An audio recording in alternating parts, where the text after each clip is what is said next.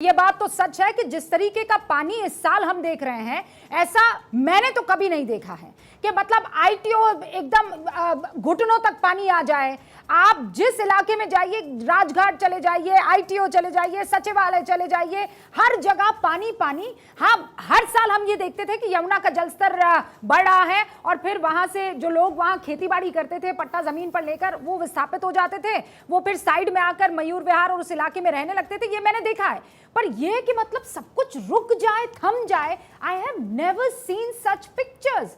अलका जी, रूबिका, हाँ, हरी जी बस आ रही है, हरी जी मैं आ रही हूँ। एक बार अलका जी एंड देन आपके पास।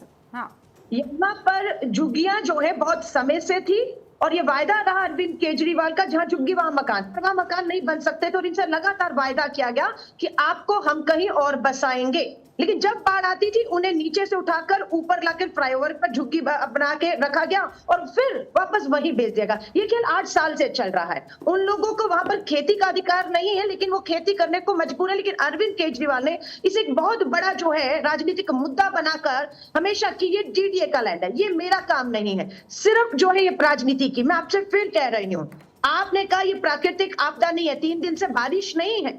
ये हमारे लिए बहुत बड़ी बात है कि दिल्ली में 3 दिन से बारिश नहीं है और हमारे पास बहुत बड़ा अवसर था कि ये जो है मानव निर्मित आपदा, जिसे आम आदमी पार्टी और बीजेपी दोनों मान रही है कि प्राकृतिक नहीं है, मैन मेड है, लेकिन ये मैन इतना घमंडी हो गया है कि आपके 250 नगर निगम पार्षद हैं, आपके 70 विधायक हैं, 10 सांसद हैं, मिलकर 331 एलजी को मिलाए बैठने को तैयार नहीं है। इनकी हमारे साथ जुड़ चुकी है। अलका जी, अब ये सवाल जो आप पूछ रही हैं, ये जरा परमिंदर सेठी साहब से पूछना चाहिए। सेठी साहब, सच में मतलब इतना कॉन्फिडेंट मुख्यमंत्री को मैंने कभी नहीं देखा। बाढ़ नहीं आएगी, 10 तारीख को वो ये कह रहे थे कि दिल्ली में बाढ़ नहीं आएगी और यहाँ तीसरे ही दिन हम देख रहे हैं कि दिल्ली पानी पानी हो गई है। देखिए, क्या मतलब क्या वो समझते हैं? मैं अभी थोड़ी सी बात, हरीश खुराना जी मेरे मित्र भी हैं और बड़े भाई भी हैं, उन्होंने बड़ी हास्यप्रद बात करी कि दिल्ली में जो बाढ़ आई है वो भ्रष्टाचार की वजह से आई है।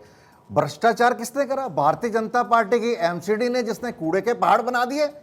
भ्रष्टाचार इसलिए करा, मैं आपको बताता हूं, ये बीजेपी की प्रायोजित बाढ़ है। अगर मैं हंसनी कुंड की, मैं अभी आपको वीडियो दिखाता हूं, वहां से जो पानी छोड़ा गया, उस पानी को एक नहर जाती है सहारनपुर, वो सूखी पड़ी है, उन्होंने सारा पानी दिल्ली की ओर छोड़ दिया। और मैं खुराना जी को ये बताना चाहता हूं, इस बाढ़ की बड़ी वजह है 45 साल का बारिश का रिकॉर्ड टूटा है। इंजीनियर भाई, मेरी बात सुन लीजिए, हर पानी के बहाव का एक रुख होता है।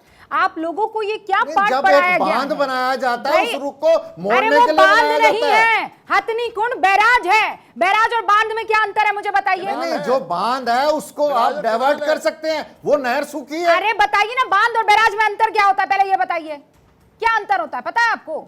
नहीं, मैं आपको बता रहा हूं, जो पानी छोड़ा गया, मत बताइए, आप आम आदमी पार्टी को बताइए, बैराज और कैनाल में अंतर क्या होता है, बैराज और बांध में अंतर क्या होता है? आपको ये नहीं पता है, कह रहे हैं कि प्रायोजित है। देखिए, विजेंद्र जी बताइए मुझे, क्या अंतर होता है बैराज और बांध में? क्या अंतर होता है बताइए आप दोनों। बैराज और बांध का दोनों का एक कॉमन वर्क होता है कि बाढ़ से जो पानी बहुत ज्यादा कहीं रिहायश इलाके में ना जाके उस पानी को इकट्ठा करके नियंत्रित तरीके से उसको नहरों में यमुना में छोड़ा जाए।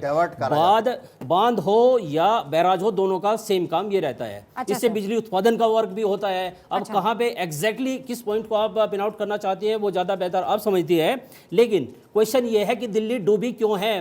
मोदी जी को, भारतीय जनता पार्टी को, केंद्र की सरकार को दिल्ली की जनता से इतनी नफरत क्यों है? नहीं, दोनों का, फिर नफरत पर आगे, पहले आप मुझे ये बताइए ना, अगर दोनों का काम एक है तो एक बांध और दूसरा बैराज क्यों कहलाता है? नहीं, क्वेश्चन ये है कि बांध और बैराज क्यों कहलाता है, कि ये क्वेश्चन ये है कि दिल्ली डूबी क्यों। सवाल ये नहीं है काश टूटा की टूटी, सवाल ये है कि पत्थर किसने मारा। सवाल में छिपा हुआ है ना जवाब, इसीलिए तो डूबी है ना। ये आप बेहतर जानते हैं, आप एक्सप्लेन कर दीजिए। आप बोल रहे हैं प्रायोजित है, प्रायोजित कैसे हो सकता है? मुझे ये नहीं समझ में आ रहा है। रूबिका जी, हम बैराज में आप पानी रोक कर नहीं रख सकते हैं, डू यू अंडरस्टैंड? और आप डाइवर्ट तो कर सकते हैं, डाइवर्ट तो कर सकते हैं, नहीं। ये सहारनपुर की वीडियो है, दिखाइए भाई, सहारनपुर की वीडियो दिखाइए। हाँ दिखाइए ना सर, दिखाइए ना वीडियो दिखाइए। मैं फुल फ्रेम काटना चाहती हूँ, वरना आप कहेंगे देखिए मीडिया हमारी बात नहीं सुनती है। हाँ, फुल फ्रेम लीजिए भाई परविंदर सेठी साहब को, क्या दिखा रहे हैं ये?